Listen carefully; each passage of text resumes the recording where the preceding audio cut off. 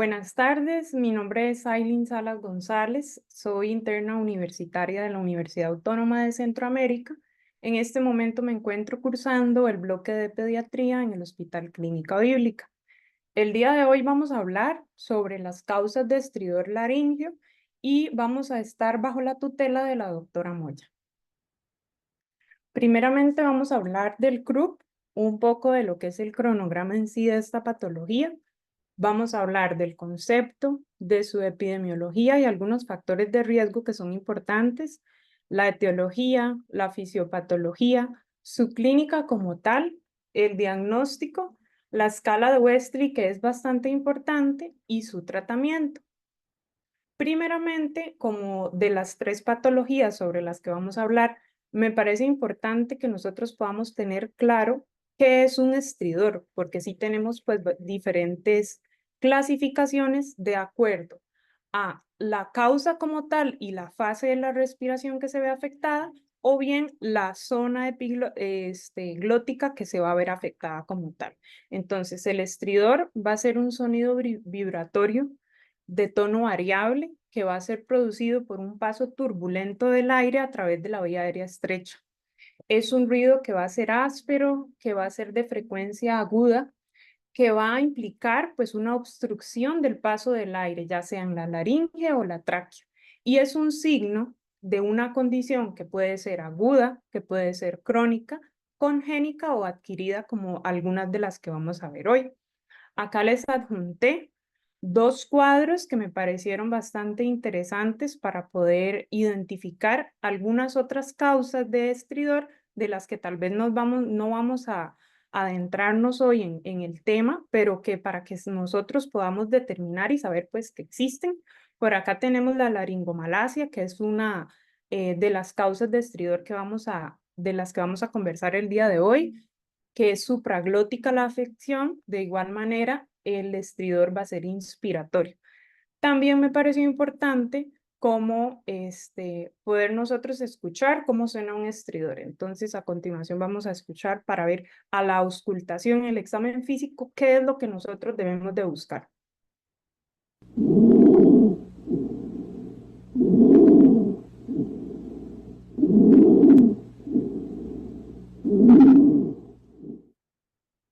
Ahora bien, vamos a hablar ya en sí de lo que es el CRUB, que va a ser la primera causa de estridor de la que vamos a hablar el día de hoy. El CRUB va a ser una enfermedad respiratoria que es autolimitada, que va a ser benigna en la mayoría de los casos y que su etiología va a ser viral, perdón. También se conoce como laringotraqueobronquitis, va a ser común en niños, como mencioné anteriormente, pues es de etiología viral y se va a dar una inflamación de la vía aérea. Esta inflamación me va a producir cambios tanto en la vocalización y va a tener grados variables de afectación como tal. Hay algunas ocasiones, porque sí son porcentajes bajos, en los que sí se va a dar una obstrucción grave y muy raramente puede tender a producir la muerte. Como parte de la epidemiología del CRUB, la mayoría, como ya hemos venido mencionando, va a ser secundaria a una infección viral. Es la causa más frecuente de obstrucción aguda de la vía aérea superior en niños de edades que van desde los 6 meses hasta los 3 años y una máxima incidencia a los 2 años de edad.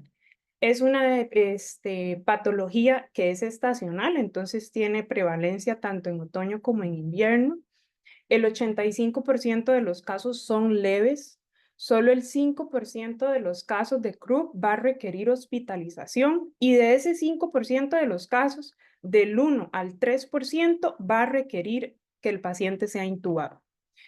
Es importante de igual manera tener en cuenta ciertos factores de riesgo que puede presentar el paciente a que pueda desarrollar esta patología. Algo muy importante va a ser el antecedente familiar. La bibliografía indica que un niño con padres que presentan CRUB durante la infancia tienen de 3 a 2 veces más riesgo de poder desarrollar la patología. Y de igual manera, un paciente que esté expuesto como fumador pasivo. Si en casa existe los padres o abuelos, algún conocido que fume en presencia, digamos, del paciente, pues las posibilidades de que pueda desarrollarlo también es un factor de riesgo para él.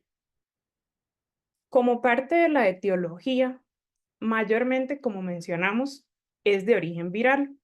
El 75% de los casos es afectado por el parainfluenza tipo 1, pero de igual manera tenemos el virus sincitial respiratorio, el adenovirus, el parainfluenza tipo 1 y tipo 2 que también puede afectar.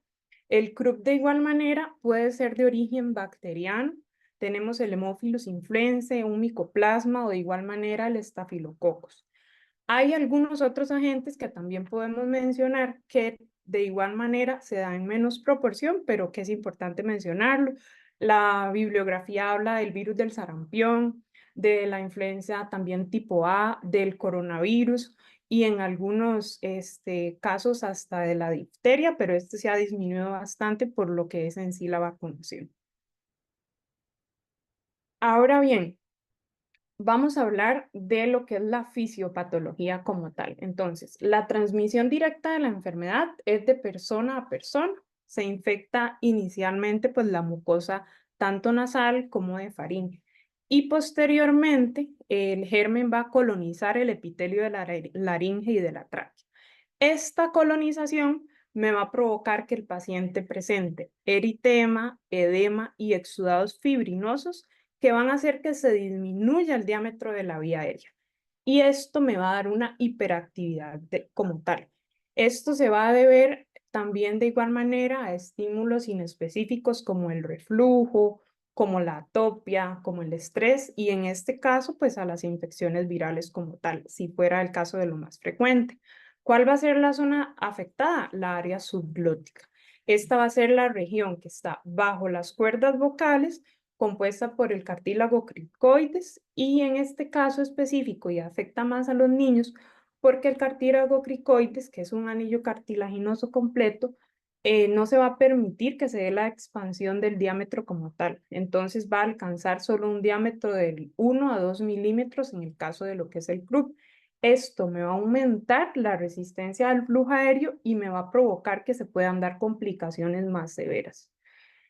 Ok, entonces va a haber más predisposición en los niños de 2 años o menores de 2 años por estas diferencias anatómicas que existen a nivel de la vía aérea, porque también de igual manera la glotis tiende a estar más alta o los tejidos submucosos y el espacio subglótico son de menor tamaño. Entonces, al provocarse, perdón, esta serie de mecanismos como el eritema, el edema y los exudados, entonces va a ser la dificultad de que pase el aire. Ahora bien, la presentación clínica como tal de lo que es el croup es bastante variada. El paciente va a cursar con signos de dificultad respiratoria, como lo es el aleteo nasal, va a cursar con retracciones y en raras ocasiones el paciente puede cursar con cianosis peribucal. Algo característico del croup es la tos perruna, puede causar de igual manera lo que es la disfonía, el estridor inspiratorio, que es como tal el objetivo de la charla. Esta tos es característica, como mencioné, de la enfermedad. Alguna bibliografía la describe como una tos seca o de igual manera metálica. Usualmente el cuadro responde por completo a las 48 horas, pero podría persistir incluso hasta por una semana. El croup tiene, como muchas patologías en medicina, una fase prodrómica. Entonces, el paciente va a cursar con rinorrea hialina, con coriza, con congestión nasal. Esta fase prodrómica como tal aparece a las 12 o las 48 horas antes de que aparezca la tos. Algunos pacientes de igual manera tienden a presentar fiebre, pero no necesariamente va a estar presente. Ahora vamos a escuchar cuál es esta característica tos metálica que se identifica en el grupo.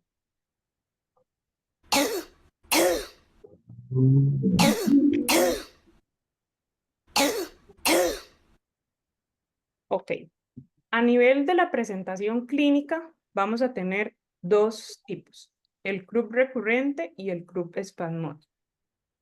El croup recurrente es cuando esta recurrencia de la enfermedad se va a dar en 3 ocasiones distintas. Va a ser febril y con síntomas persistentes. El espasmódico, los síntomas van a ser abruptos con predominio nocturno de una corta duración y no van a haber anormalidades anatómicas. Es importante en este caso nosotros poder diferenciar estos dos subtipos de presentación clínica que tenemos. Como parte del diagnóstico, es importante que nosotros podamos clasificar el CRUB de acuerdo a su gravedad. Entonces vamos a tener un CRUB leve, un CRUB moderado y un CRUB severo.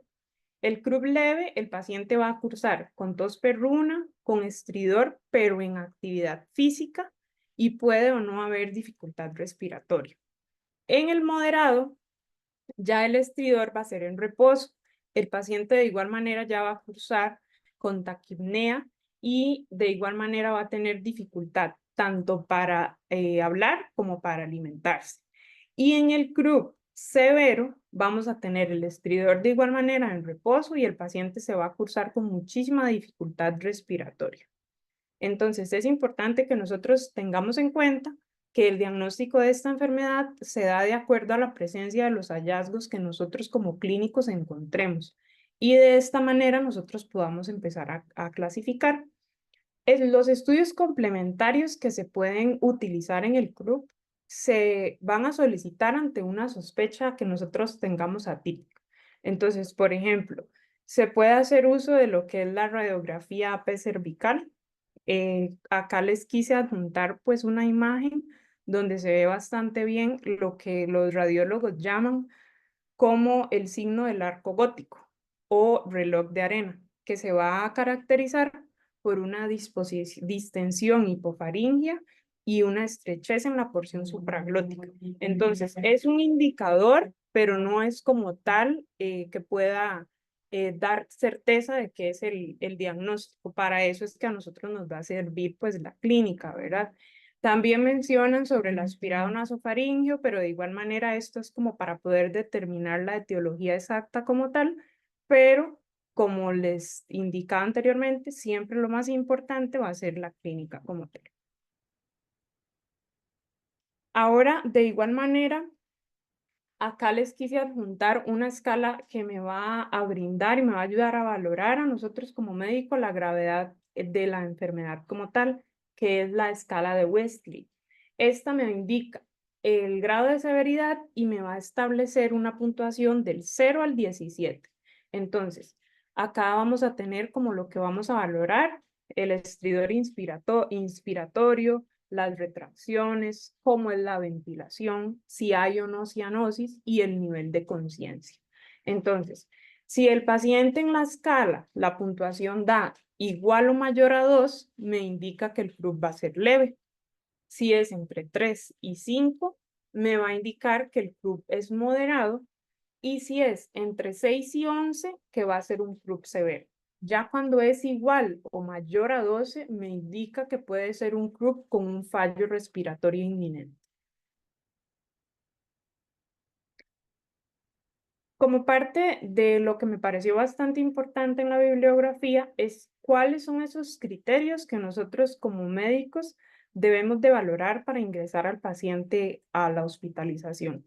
Como mencioné anteriormente, solo el 5% requiere de la hospitalización, pero solo el 3% requiere de la intubación. Entonces, ¿cuáles van a ser estos criterios? Un lactante que sea menor de 6 meses, que curse con signos de hipoxia, un paciente con CRUB grave o que tenga el antecedente de algún episodio grave, que se sospeche de epiglotitis, que más adelante vamos a hablar de la epiglotitis, que consulte recurrentemente al servicio de emergencias por la misma causa, que no se tenga pues como un diagnóstico y el diagnóstico sea incierto, que el paciente tenga dificultad para accesar a la atención sanitaria o de igual manera que se le imposibilite a los padres poder dar un seguimiento, ¿verdad? De igual manera aquí también podemos tener en cuenta como los signos de hipoxia, como alteración del estado general, la palidez, la cianosis, que el estridor esté en reposo progresivo, que ya en las escalas anteriormente mencionadas y en las clasificaciones vimos que el estridor progresivo en reposo, pues es una mala indicación de lo que es la enfermedad. Entonces, estos son algunos criterios que nosotros debemos de tener en cuenta de cuándo el paciente debe ingresar a la hospitalización. Ahora bien, inicialmente, los pacientes que no tengan como tal dificultad respiratoria pueden ser manejados en la casa, que no tengan un estridor en reposo, que los cataloguemos nosotros como leve o según la escala de Wesley menor a 2. Pero como mencionamos, sí hay pacientes que se complican. Entonces, lo más importante es que nosotros intentemos transmitir tranquilidad y disminuir la ansiedad al paciente, que esté en un ambiente tranquilo, que se sienta bien. Lo más importante, como es una patología que afecta a la vía respiratoria, es la permeabilidad de la vía respiratoria como tal, que se tenga una adecuada oxigenación y una ventilación utilizando las medidas que sean necesarias y una vez que la vía aérea esté permeable, entonces nosotros iniciar el manejo terapéutico. Entonces, ¿cuál va a ser el manejo inicial? Pues la oxigenoterapia, tanto con nasocánula o mascarilla a 2 o 3 litros por minuto. Respecto a lo que es la farmacología como tal, vamos a hacer uso de lo que son los glucocorticoides, que está demostrado que este va a disminuir la estancia hospitalaria, que me reduce la necesidad de intubación. Nos va a ayudar a contrarrestar los síntomas agudos de la inflamación y a inhibir en este caso lo que es la formación del edema y la migración de leucocitos o además también aliviar la dificultad respiratoria. Entonces, lo que está más ampliamente estudiado como tal para usar va a ser la dexametasona, que es fácil de administrar, tiene una mayor potencia y la duración de su mecanismo de acción comparado con otros pues es mayor. El inicio de acción de la dexametasona va a ser de 2 a 3 horas y va a tener una vida media de 36 a 72. La dosis se estima de 0,15 a 0,6 miligramos por kilo, es lo que ha demostrado la efectividad. En lo que sería un croup leve o moderado, podemos utilizar una dosis de 0,6. Y la dexametasona la tenemos tanto intravenoso como intramuscular y de igual manera también vía oral. Otra alternativa que tenemos, si los pacientes no toleran la dexametasona, es la budesonida. Para pacientes en este caso que no toleran la vía oral y que van a carecer de un acceso intravenoso. Entonces es bastante efectiva tanto para lo que es el croup moderado como puede ser útil también en lo que es el croup grave. De igual manera, algo que me pareció bastante importante son esos signos de alarma que nosotros como médicos debemos de igual manera transmitirle a los padres. El estridor en reposo definitivamente ya sabemos después de esta sección de la charla sobre el CRUP que va a ser un mal indicador, que el paciente esté cianótico, que tenga episodios de tos grave. Esta salivación excesiva o la dificultad para deglutir va a ser un signo de alarma, que el paciente tenga alteración de conciencia, que la fiebre sea mayor a 38,5, que los síntomas se prolonguen mayor a 7 días y, por supuesto, que las retracciones supraesternales van a ser un signo de alarma. Ahora bien, vamos a hablar ahora de lo que es la laringomalacia. Vamos a hablar sobre el concepto de igual manera, la epidemiología, su clínica, una clasificación de Olney que es bastante importante, el diagnóstico y por supuesto que el tratamiento. Entonces, primeramente, bueno, la laringomalacia es una de esas causas de estridor, que es congénita. El estridor va a ser benigno y va a ser transitorio en algunos recién nacidos. Esta se caracteriza por un colapso de las estructuras supraglóticas durante la inspiración. La laringomalacia se debe a que se da una disfunción dinámica que me va a condicionar las estructuras supraglóticas en la inspiración. Esto se va a deber a que las estructuras laringeas van a tener mayor laxitud y de igual manera, tanto la epiglotis como el cartílago aritenoides van a estar inmaduras.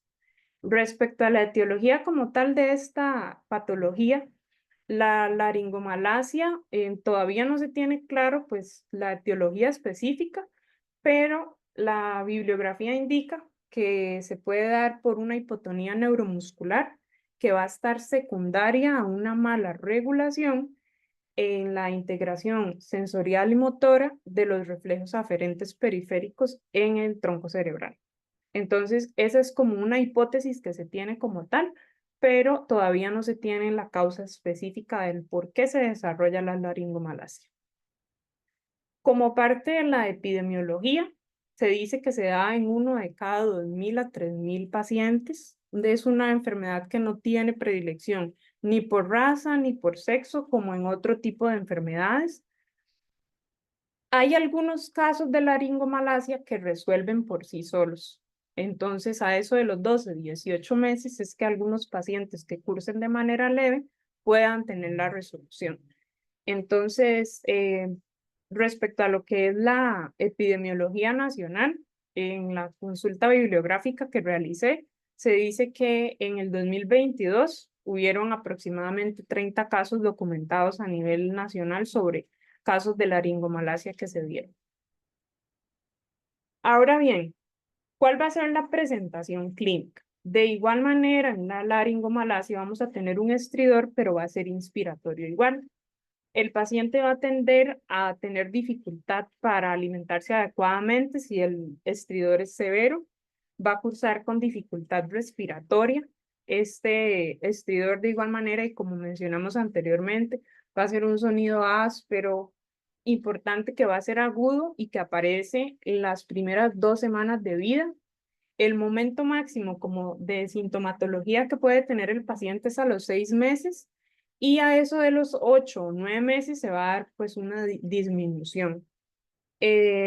La laringomalacia va a empeorar cuando el paciente está en decúbito dorsal y con la alimentación.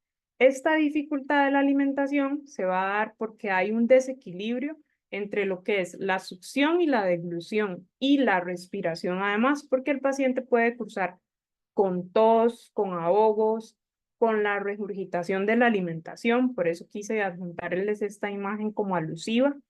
La tos en algunos casos pues no es tan predominante, pero es importante que sepamos que puede aparecer. Y habitualmente, como les mencioné anteriormente, a los 18 24 meses, los que son leves pueden tener algún tipo de resolución. Acá tenemos una clasificación morfológica, que es la clasificación de Olney. Quise adjuntarles de igual manera, pues la representación como de dibujo y la representación real, como para que nosotros podamos comparar y tener una idea de cómo es que vamos a ver la estructura. Entonces, la clasificación va a ser de acuerdo a la morfología que se ve afectada o la estructura como tal que va a tender a colapsar. En el tipo 1, bueno, acá tenemos cómo se ve normalmente. En el tipo 1 va a haber un prolapso de la mucosa sobre el cartílago aritenoides. En el tipo 2, los repliegues ariepiglóticos van a estar cortos. Y en el tipo 3 ya va a darse un desplazamiento posterior de lo que es la epiglotis. Entonces, de esta manera, morfológicamente, nosotros podemos clasificar la laringomalacia. Ahora bien, como parte del diagnóstico, todos estos tipos de patologías que hemos visto, y como muchas cosas en medicina, siempre la clínica va a ser primordial y el saber nosotros y determinar que existe como tal la patología. Entonces, por supuesto que el examen físico y la historia clínica va a ser primordial, pero de igual manera hay ciertos estudios complementarios que nos van a contribuir a poder nosotros determinar el diagnóstico. Entonces, se utiliza lo que es la laringoscopía flexible. En la mayoría de los casos, en el 88% es lo que se puede utilizar. Entonces, lo que se hace es que se ingresa a la cámara en lo que es la fosa nasal y se mantiene por encima de la laringe en varios ciclos respiratorios. Entonces, es importante tener en cuenta que en la laringomalacia el estridor no va a ser proporcional al prolapso que pueda tener el paciente o a la severidad. Entonces, acá de igual manera, quise adjuntarles un video de cómo se ve y se escucha una laringoscopía en un paciente con laringomalacia.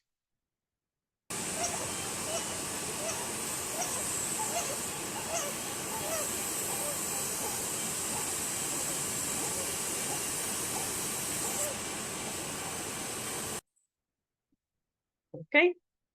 Ahora bien, ¿cuál va a ser el tratamiento? Entonces, como mencionamos anteriormente, hay un porcentaje de pacientes que resuelve por sí solo.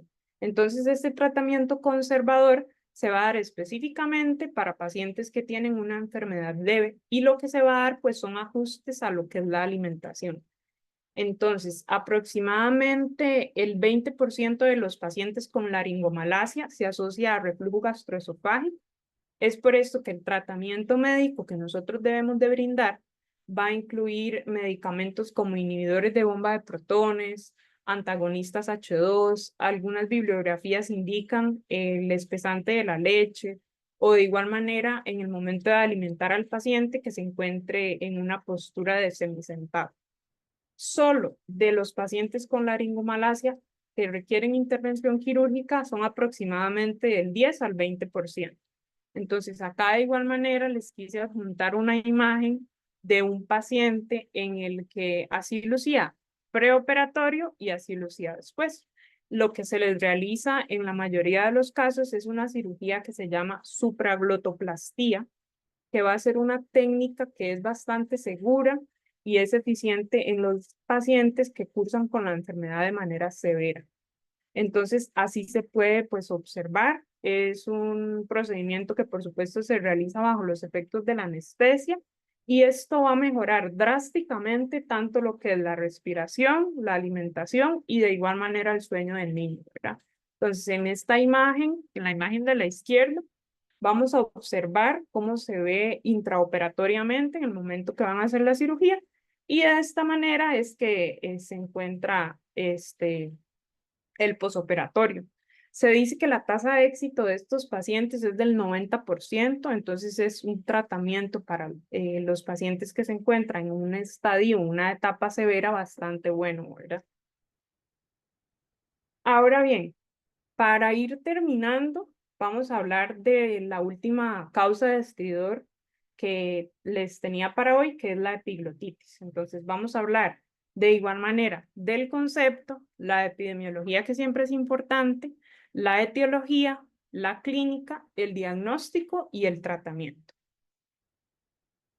Entonces, la epiglotitis aguda va a ser una inflamación de cualquiera de las estructuras de la región supraglótica que me va a dar un lugar a la obstrucción y que en algunos casos puede causar la muerte.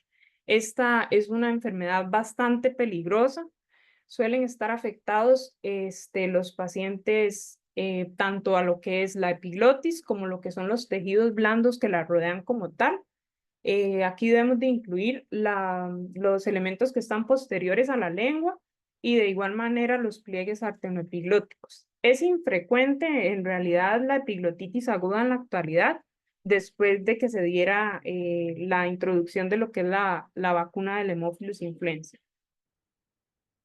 Como parte de la epidemiología, como lo mencioné anteriormente, bueno, la mayor parte de los casos, la epidemiología la vamos a basar en lo que es el Haemophilus influenza porque es lo más común que se da.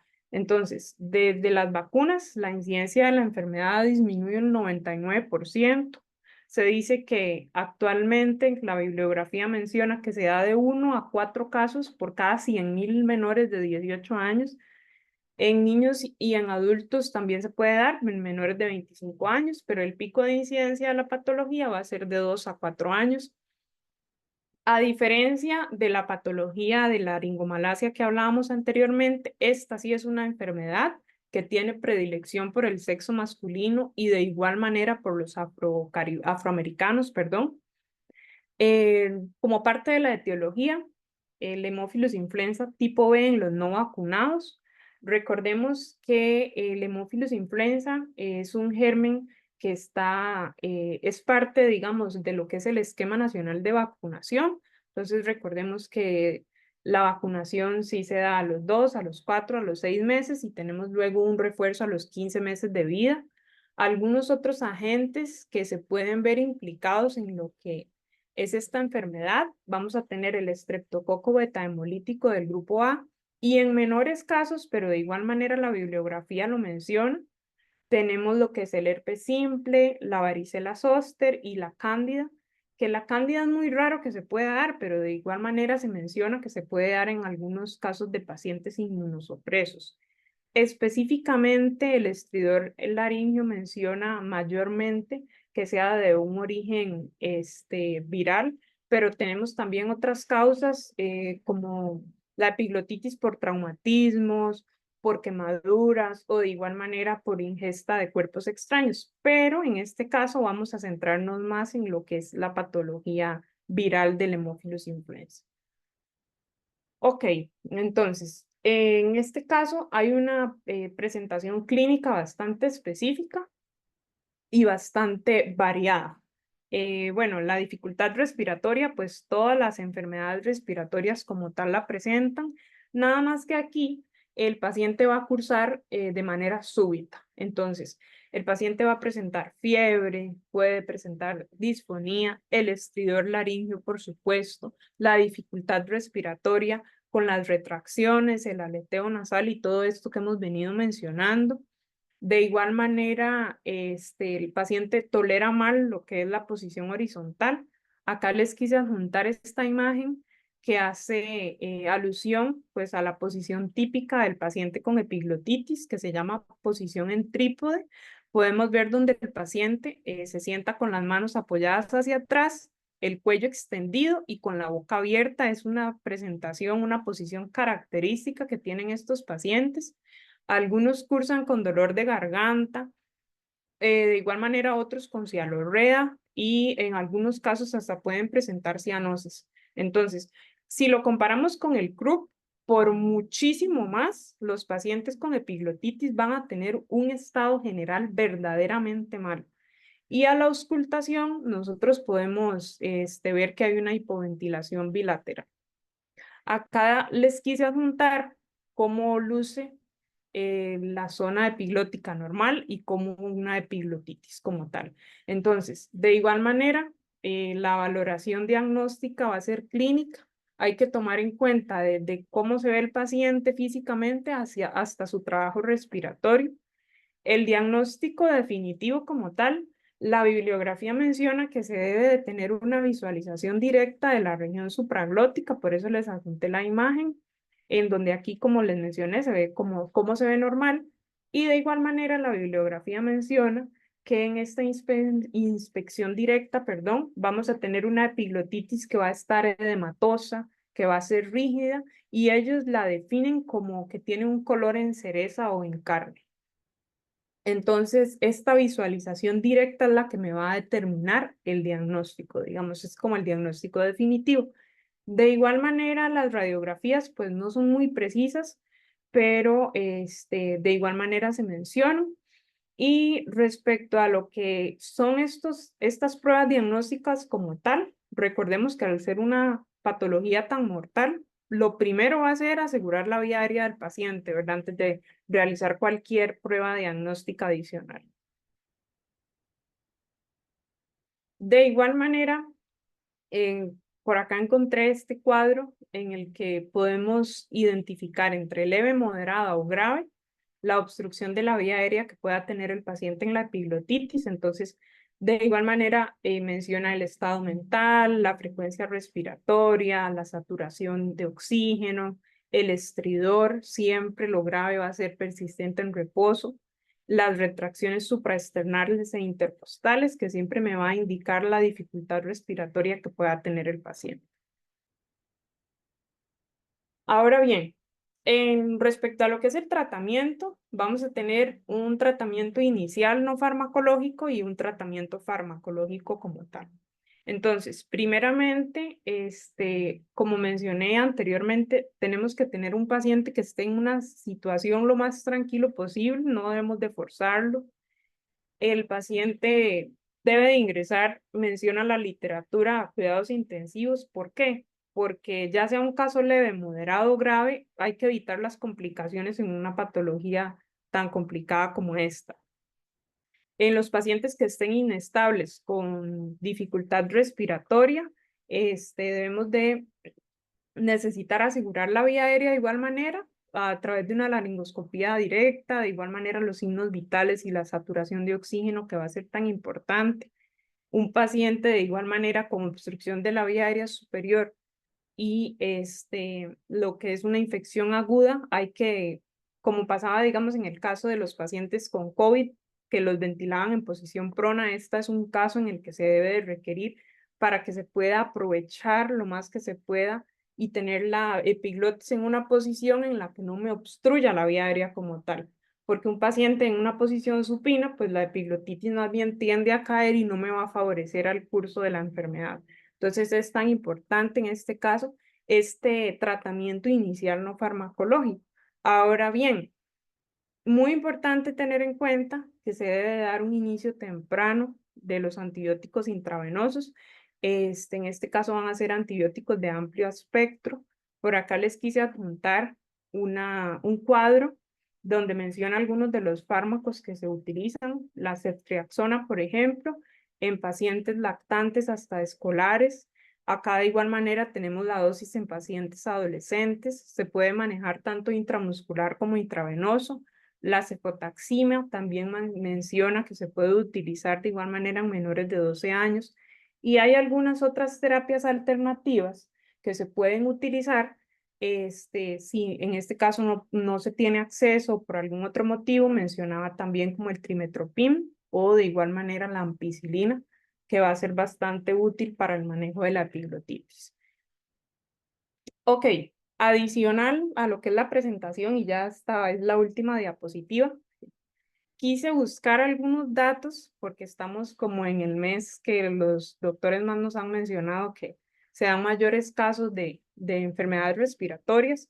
Entonces, a nivel de lo que es el Ministerio de Salud, a nivel nacional, solo como para tener el dato ahí extra, ellos dividen las epidemias, digamos, en lo que son semanas. Entonces, en la semana 13, que es este cuadro, bueno, esta representación que vemos aquí, que es del 12 al 18 de septiembre, menciona que llevamos un acumulado de 8.001 casos respiratorios, de los cuales en los pacientes menores de un año, que es esto que vemos por acá, tenemos un total de 964 casos y en pacientes de 1 a 4 años, un total de 1.168.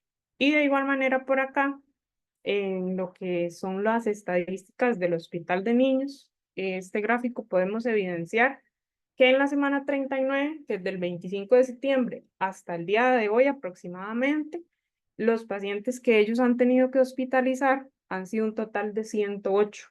Y eso, me da un total de un porcentaje de un 161% de hospitalización. Entonces es como un dato extra que quise como traer para que podamos tener conciencia de cómo están ahorita las infecciones respiratorias a nivel nacional. Y eso sería todo. Esta es mi bibliografía y si alguno tiene alguna consulta, con mucho gusto.